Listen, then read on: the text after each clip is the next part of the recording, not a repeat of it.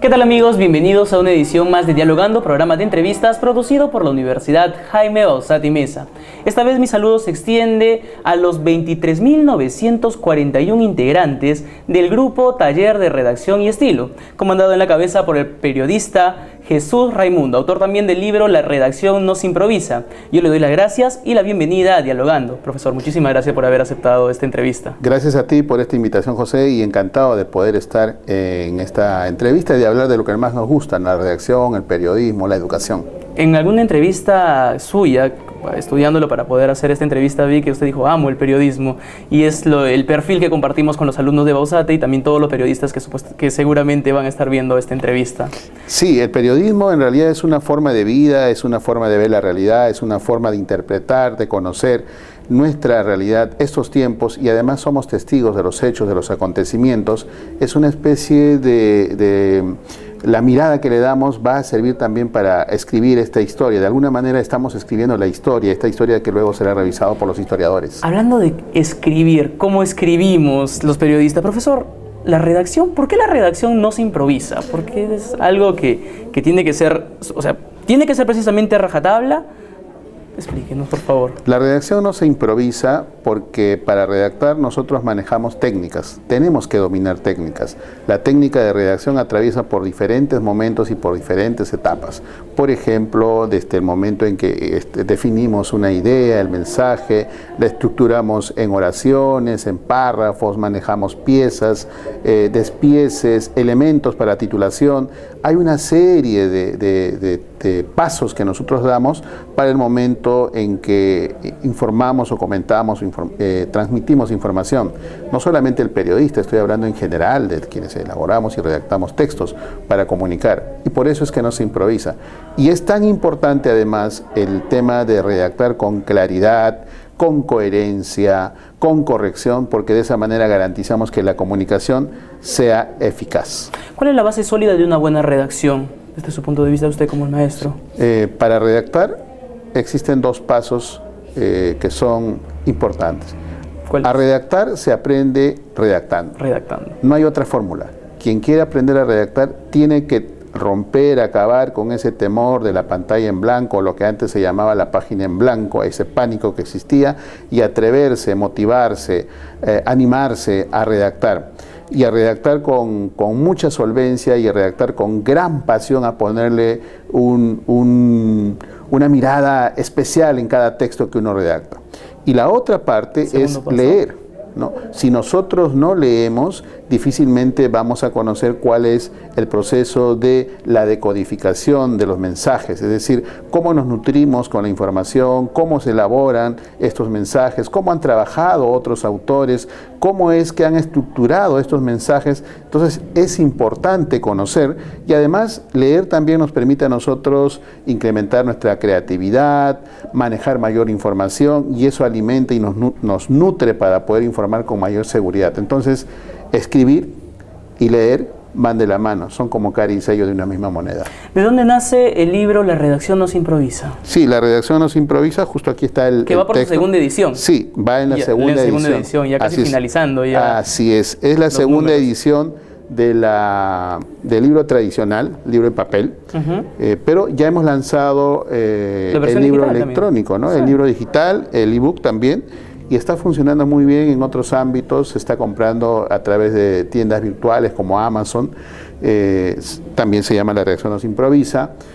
Tenemos usuarios, lectores en Estados Unidos, México, España, Colombia, en Argentina también, y por supuesto en Perú.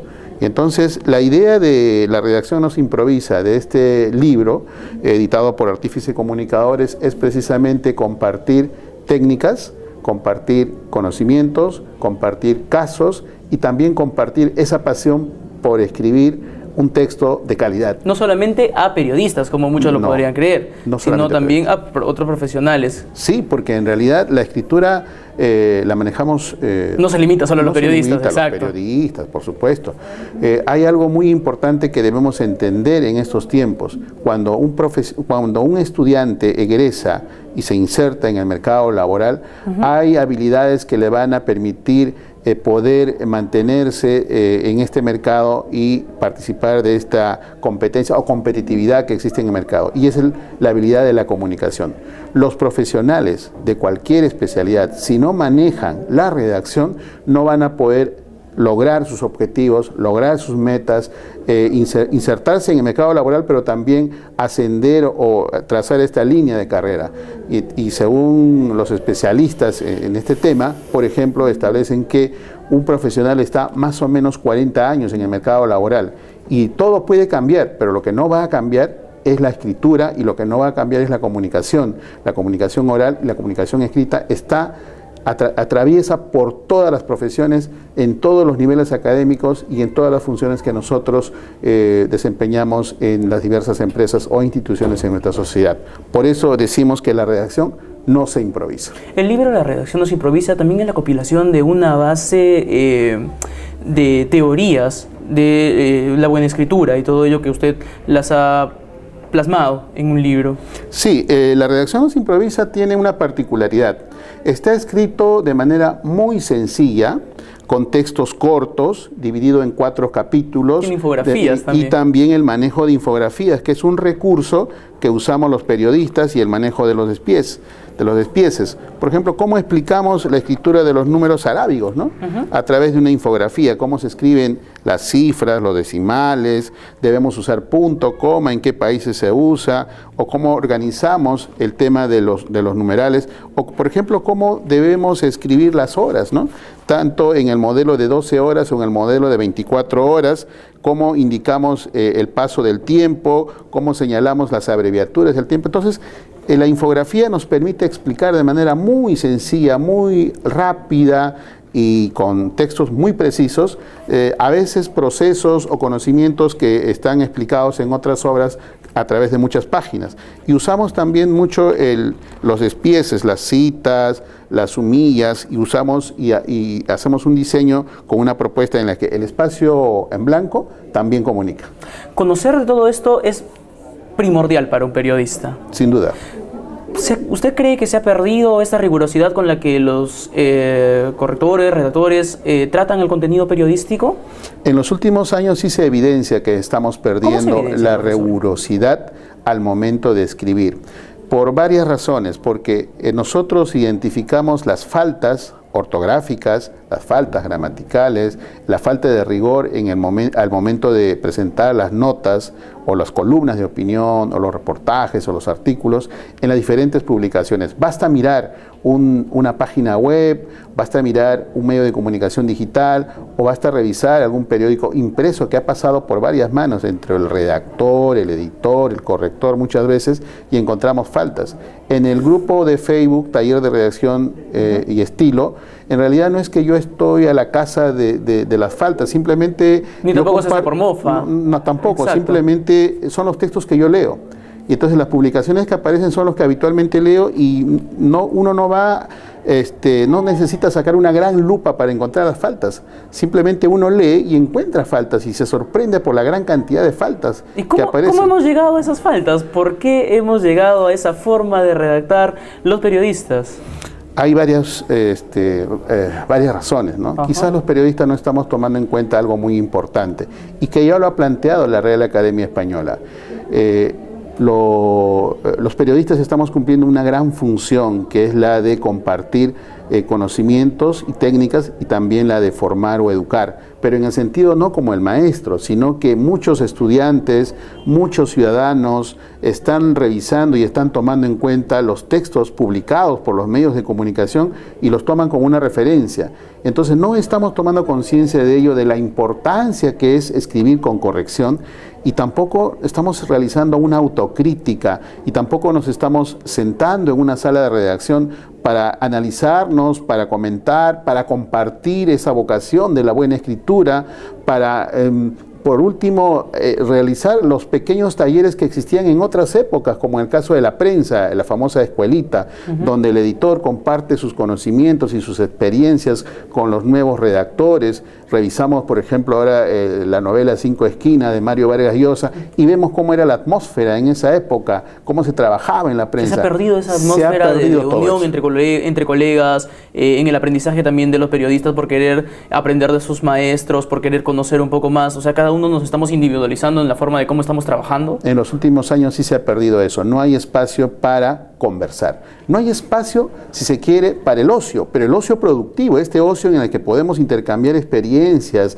podemos tomarnos un café y compartir, conversar, hablar sobre los textos que hemos publicado, se está perdiendo ello. Pero también hay otro aspecto, que la nueva generación de periodistas están leyendo mucho menos que en otras épocas, que las otras generaciones. Ya no se ve a un redactor con un libro bajo el brazo o con un dispositivo electrónico revisando un texto. O que al menos sepa su manual de estilos. O por lo menos revise lo básico, el diccionario. Tienes internet, pero no lo tienes como en favoritos para que puedas ir despejando las dudas o revisar estas páginas que, por ejemplo, como la Fundeu o como la Real Academia. Y todos ellos Wikipedia. Lo puedes encontrar incluso hasta como aplicativos. Exacto. Entonces no hay un interés por realmente despejar las dudas. Sobre todo si estás escribiendo todos los días, si estás comunicando todos los días, y como siempre digo, no son muchas las faltas que cometemos. El asunto es que estas faltas las cometemos mañana, tarde y noche, y las 24 horas y los 365 días del año. Y lo peor es que lo ve también un público. Lo ve un público. Mucha gente que también critica nuestro trabajo. Como siempre, el periodista se ha sometido al escrutinio popular. Así es. ¿A quiénes afecta? Ya que hablamos del público, ¿afecta tanto al público? ¿Nos afecta a nosotros como periodistas? ¿Afecta al medio? Afecta a todos. Afecta a todos. Afecta a la marca personal. El periodista cuando escribe firma su artículo y a veces esta mala escritura, esta falta de rigor va a afectar definitivamente al periodista, al nombre, a la marca. Parte de su credibilidad también un poco. Exactamente. ¿No? Afecta al medio porque la mayor reputación del medio es la credibilidad, es el rigor, es el manejo de la información. Al escribir, al publicar textos que no tienen esa rigurosidad, definitivamente afecta a la calidad del medio. Afecta a la profesión, al periodismo, porque últimamente ante tanta falta que cometemos, no estamos siendo bien vistos por la sociedad, por quienes ven nuestros textos, y entonces eso también nos afecta como profesión. Afecta a la sociedad, porque la sociedad empieza a perder los valores, no nos estamos comunicando adecuadamente, y todo se va yendo como un cáncer, como una metástasis, aumentando, incrementándose, y no hay cuándo acabar. Y esto en realidad no se resuelve con una ley, no se resuelve desde alguna...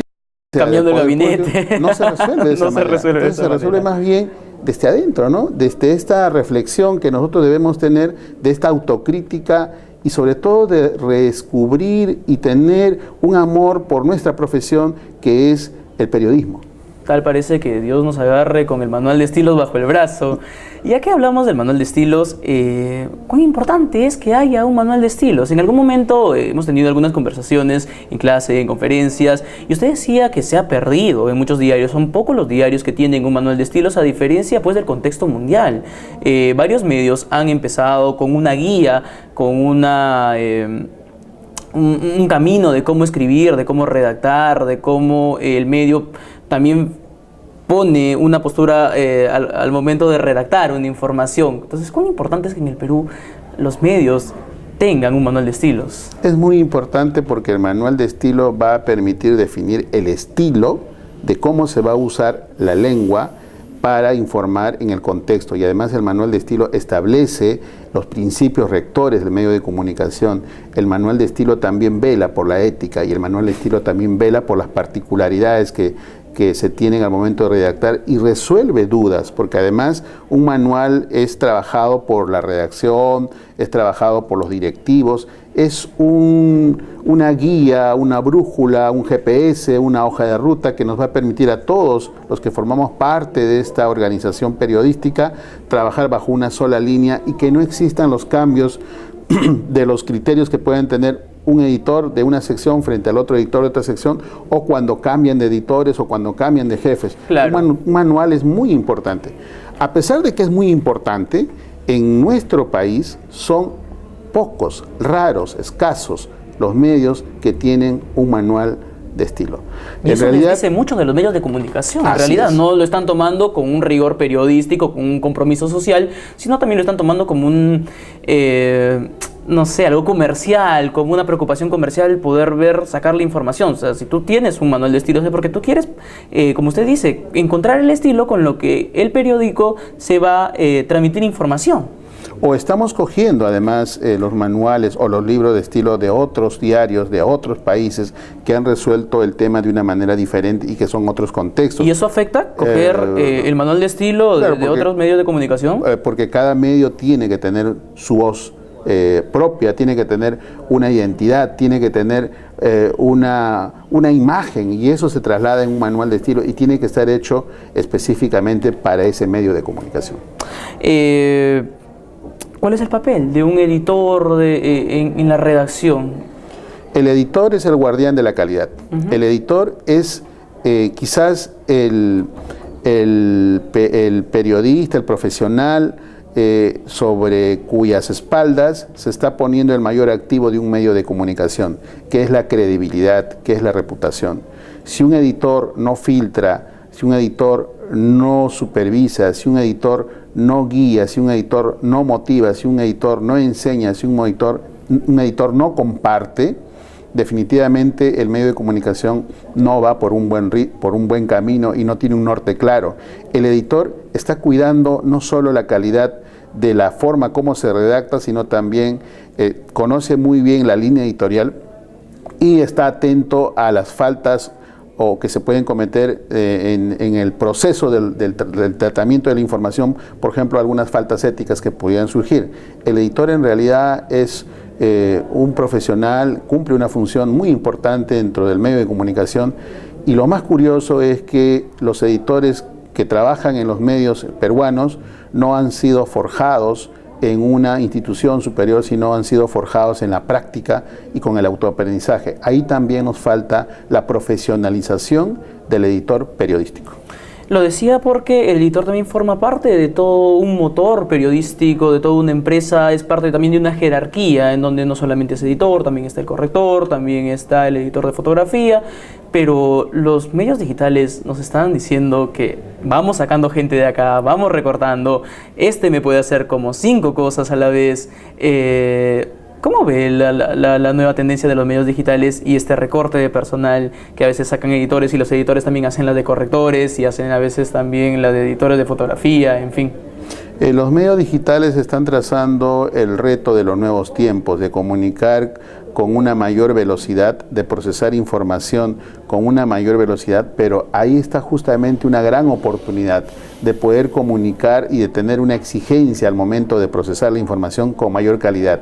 El reto ahora es informar con la rapidez, pero informar con una calidad que pueda respaldar nuestro mensaje. ¿Cuántas veces hemos caído en los medios digitales, por ejemplo, ante noticias falsas y hemos viralizado y hemos compartido sin contrastar los datos? Con mala ortografía y aparte también que han sacado, tal medio dijo esto, no lo hemos dicho nosotros, lo dijo tal medio. Nos hemos convertido en recicladores de información de otros medios y ni siquiera aportamos en algo más, con una llamada, en contrastar, en verificar. Todo esto es por la premura de quién saca primero, ¿no? Porque si lo saca el otro, nosotros perdemos likes. Así es. Estamos entrando en esa espiral de los virales, y cuando los virales ni siquiera están confirmados si son noticia, o sea, la esencia del periodismo, la noticia, y muchas veces no difundimos noticias, simplemente difundimos hechos que han ocurrido hace 4 o 5 años en un lugar X donde tampoco verifico si realmente han ocurrido o han actuado estos videos, los personajes han actuado en el video o la fotografía ha sido manipulada con recursos en Photoshop, por ejemplo, y simplemente informamos, comunicamos y trasladamos y no estamos teniendo el cuidado. Entonces, en los medios digitales, al periodista se le está poniendo en prueba. Es un gran reto para poder informar con calidad en menor tiempo, y entonces necesitamos, sobre todo en estos tiempos, necesitamos tener los reflejos claros. Si antes en el periodismo tradicional nos pedían estar con los reflejos muy claros al momento del cierre de edición. En un medio digital el cierre de edición es permanente, es a cada momento, y entonces como que no tenemos tregua y no tenemos pausa y no tenemos descanso. Tenemos que estar actualizando y tener mayores conocimientos. Pero como tenemos los dispositivos para contrastar y manejar, no estamos haciendo el uso que necesitamos en estos tiempos para contrastar la información o para verificar, y estamos escribiendo mal. Para mí, desde mi mirada, esa justificación que a veces ponen los periodistas, sobre todo jóvenes, cuando dicen es que he tenido que escribir rápido, es que estoy titulando en la cámara en televisión, no tiene justificación. Ese es el perfil del periodista. Si no estamos preparados para escribir bien, con la velocidad con que nos piden los medios de comunicación, definitivamente esa no es nuestra vocación. Hay algo que hay que ajustar ahí. Posiblemente el redactor no debe formar parte de ese equipo, porque esa es la exigencia que nos piden en estos tiempos. ¿Como una especie de frente a ello nace el taller de redacción de estilo también? Sí, el taller de redacción y estilo nace por una necesidad de poder compartir conocimientos, experiencias. Como comentábamos, yo soy periodista de profesión, pero también soy docente, educador de profesión. Ambas carreras las combino, las comparto, y ambas carreras son de vocación.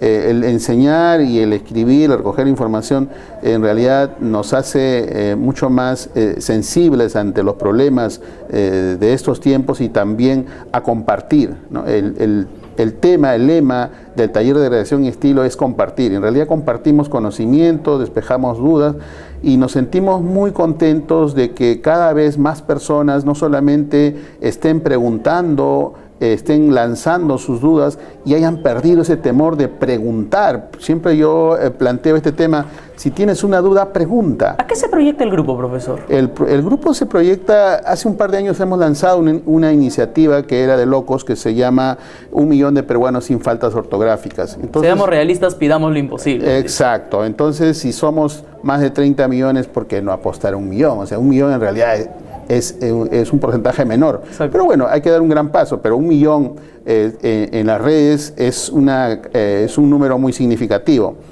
¿Para qué conquistar sueños de 5.000, 10.000, si son pasos que vamos a lograr de manera rápida? Apostemos a 1 millón. Y entonces el grupo busca usar las redes sociales para aplicar en estos tiempos el tema de la transmedia, es decir, la ortografía, la redacción no solamente está en el libro tradicional, está en el libro electrónico, está circulando por las redes sociales a través del taller de redacción y estilo. Tenemos nuestros podcasts, tenemos un canal en ebooks, estamos trabajando el tema del audio, estamos trabajando videos que estamos compartiendo también a través de las redes sociales. Nuestras clases, nuestros talleres presenciales se van a lanzar próximamente a talleres virtuales para recorrer el mundo.